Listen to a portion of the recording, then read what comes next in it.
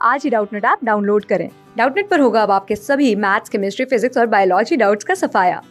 बस अपने क्वेश्चन की फोटो खींचो, उसे क्रॉप करो और तुरंत वीडियो सोल्यूशन पाओ। Download now.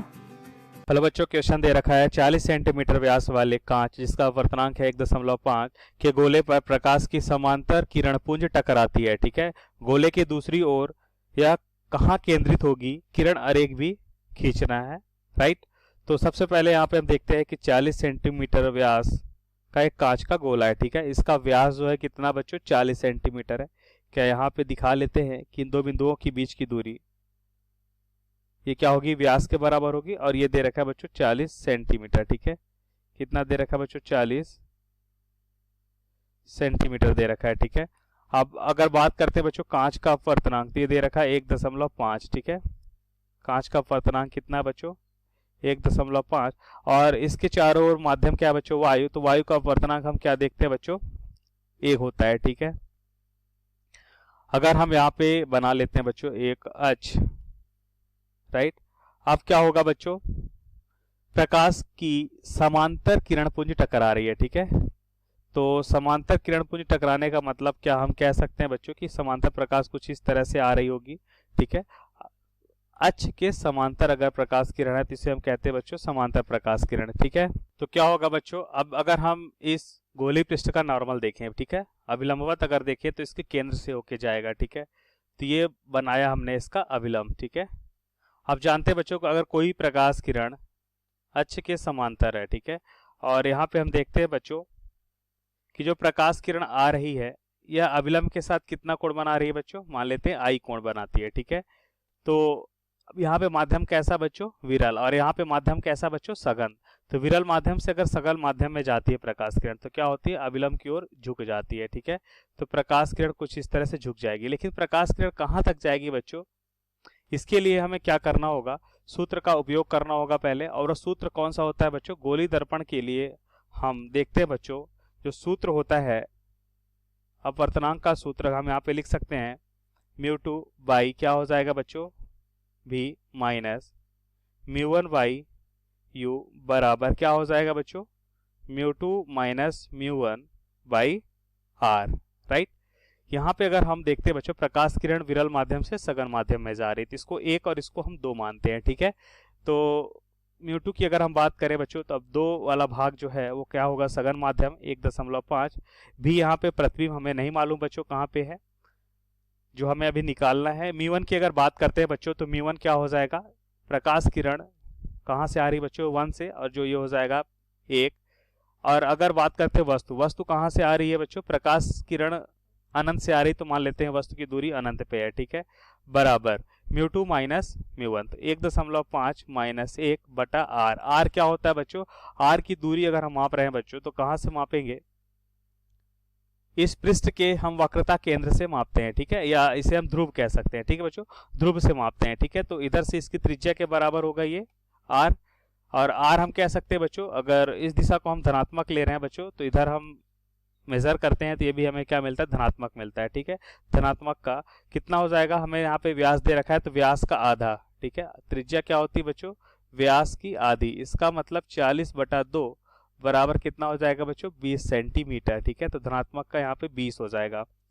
तो यहाँ से हम भी की वैल्यू निकाल सकते हैं, 1 बटा अनंत क्या होता है बच्चों, 0 होता है, तो 1.5 बटा भी बराबर यहाँ पे कितना आएगा बच्चों, 0.5 बटा 20 हो जाएगा। ठीक है, तो यहाँ पे देखिए बच्चों 0.5 और 1.5 3 से कैंसिल हो जाएगा, 0.5 गुणा 3 कितना होता है, 1.5 के बराबर होता है। तो यहाँ से भी बराबर क्या मिलेगा बच्चों, भी बराबर मिलेगा, त्रिज्या गुणा करते भी इधर आएगा और 20×3 60 सेंटीमीटर। ठीक है, तो भी की दूरी क्या होगी बच्चों, 60 सेंटीमीटर। दूरी हमेशा कहाँ से मापते हैं, इस ध्रुव से मापेंगे। ठीक है, तो 60 सेंटीमीटर, इसका मतलब कहाँ तक जाएगा, ये 40 तो है बच्चों, 20 और लेंगे। ठीक है, तो मान लेते हैं 20 दूरी यहाँ पे मिल जाती है। ठीक है, तो कहाँ पे हमें मिल रहा है बच्चों, ये 60 सेंटीमीटर यहाँ से दूरी हो जाएगी, यहाँ तक की दूरी। ठीक है, तो ये दूरी जो है बच्चों, ये दूरी कितनी होगी बच्चों, 20 सेंटीमीटर होगी। ठीक है, तो ये दूरी यहाँ पे है कहीं। ठीक है, यहाँ पे जाके प्रतिबिंब बनता है। प्रतिबिंब हम मान लेते हैं आई डैश है,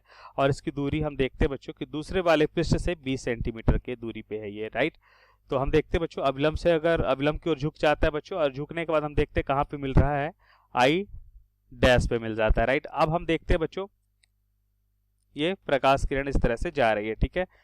अब देखते हैं बच्चों कि क्या होता है, द्वितीय पृष्ठ होने के कारण वास्तविक में हम देखते हैं कि यह प्रतिबिंब जो है यहाँ पे नहीं बनता बच्चों, ठीक है, क्योंकि द्वितीय पृष्ठ भी क्या करता है, इसको, इस किरण को अपवर्तित कर देता है, ठीक है। तो हमें निकालना होगा बच्चों कि अंतिम प्रतिबिंब कहाँ पे बनेगा इस द्वितीय पृष्ठ के कारण, ठीक है।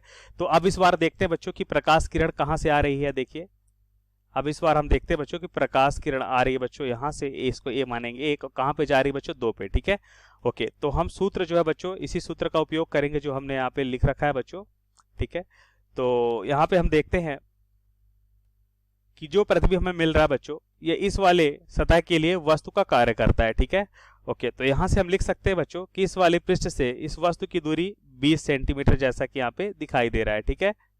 ओके, अब सूत्र के अनुसार अगर हम वैल्यू को रखते हैं बच्चों तो म्यू टू क्या हो जाएगा, यहाँ पे 1 हो जाएगा, 1 बटा भी क्या हो जाएगा बच्चों, प्रतिबिंब की दूरी जो हमें यहाँ पे निकालना है, अंतिम प्रतिबिंब जिसे हम भी डैश मानते हैं, ये हमें निकालना है, minus you mu one dash, ठीक है। कितना हो जाएगा बच्चों, 1 बटा यू की बात करते हैं तो यू कितना हो जाएगा बच्चों, धनात्मक का 20 सेंटीमीटर, क्योंकि यह प्रतिबिंब जो है इस वाले पृष्ठ के लिए वस्तु का कार्य करती है, ठीक है। तो ये हो जाएगा कितना बच्चों, 20 सेंटीमीटर की दूरी पर, बराबर mu two minus mu one, तो ये 1.5 होगा बच्चों, ठीक है, क्योंकि हमने देखा mu two minus mu one इस बार ये वाला होगा, ठीक है। और mu two minus mu one मतलब 1 माइनस 1.5, ठीक है, 1 माइनस 1.5 बटा आर क्या हो जाएगा बच्चों, अब इस बार आर जो होगा विपरीत दिशा में मापते हैं बच्चों, क्योंकि आर हम इस पृष्ठ के ध्रुव से मापते हैं, ठीक है। तो विपरीत दिशा में हमें मिलेगा, विपरीत दिशा में होने के कारण माइनस लिखेंगे, तो माइनस का 20 सेंटीमीटर हो जाएगा, ठीक है। तो यहाँ से हम अगर भी डैश निकालना चाहे बच्चों तो यह हो जाएगा 1 बटा भी डैश माइनस, अगर ये पॉइंट को हटाते हैं बच्चों, ठीक है, तो क्या हो जाएगा बच्चों, यहाँ पे 10 हो जाएगा, ठीक है। और सिमिलर यहाँ पे या तो अगले स्टेप में इसे कर लेते हैं बच्चों, ठीक है, ये वाला भाग को, इस वाले भाग को अगर देखें तो हम 5 से कैंसिल करते हैं, 5 तिहाई 15, 5 चौको 20, ठीक है।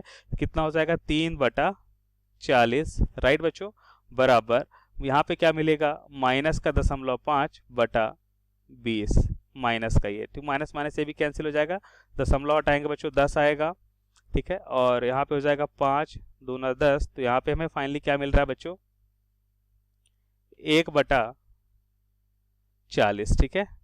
तो यहाँ पे लिख सकते हैं 1 बटा भी डैश बराबर हमें क्या मिलेगा, 1 बटा 40, और ये वैल्यू अपोजिट साइड पे जा रही थी, ये भी धनात्मक हो जाएगी, 3 बटा 40, ठीक है। तो यहाँ से हमें क्या मिलेगा बच्चों, 1 बटा भी डैश बराबर हमें मिलेगा, क्या हो जाएगा बच्चों, ये हो जाएगा हमारा 40, यहाँ पे एलसीएम लेते हैं तो 3 1 4, तो भी डैश बराबर कितना हो जाएगा बच्चों, यहाँ पे 1 बटा 10, और भी डैश बराबर हमें मिलेगा 10 सेंटीमीटर। तो इसका मतलब 10 सेंटीमीटर की दूरी पे हमारा प्रतिबिंब बन रहा है, कहाँ पे बन रहा है बच्चों, 10 सेंटीमीटर, और दूरी हमेशा कहाँ से मापते हैं बच्चों, ध्रुव से, ठीक है। तो यहाँ पे इस पृष्ठ के लिए ध्रुव ये हो जाएगा, यहाँ से 10 सेंटीमीटर की दूरी पे हमें प्रतिबिंब मिलेगा, ठीक है। तो यहाँ से 10 सेंटीमीटर की दूरी यहाँ पे होगी, ठीक है बच्चों, ये हो जाएगी प्रतिबिंब की दूरी 10 सेंटीमीटर। और अंतिम प्रतिबिंब अब ये कैसे बनता है इसको भी देख लेते हैं बच्चों। तो हम देखते हैं बच्चों कि जब प्रकाश किरण इस बिंदु पे आ रही है, ठीक है, तो यहाँ पे हमें क्या बनाना है, नॉर्मल, ठीक है, या अभिलंब बनाया हमने। अब जानते हैं बच्चों कि अभिलंब हमेशा इस 40 सेंटीमीटर व्यास वाले कांच के केंद्र से होके जाता है, ठीक है। अब इस अभिलंब में हम देखते हैं बच्चों कि जब प्रकाश किरण सघन माध्यम से विरल माध्यम में आती हैं तो क्या होती है, अभिलंब की ओर, विरल माध्यम की ओर आएंगे तो अभिलंब से दूर हो जाएंगे, ठीक है।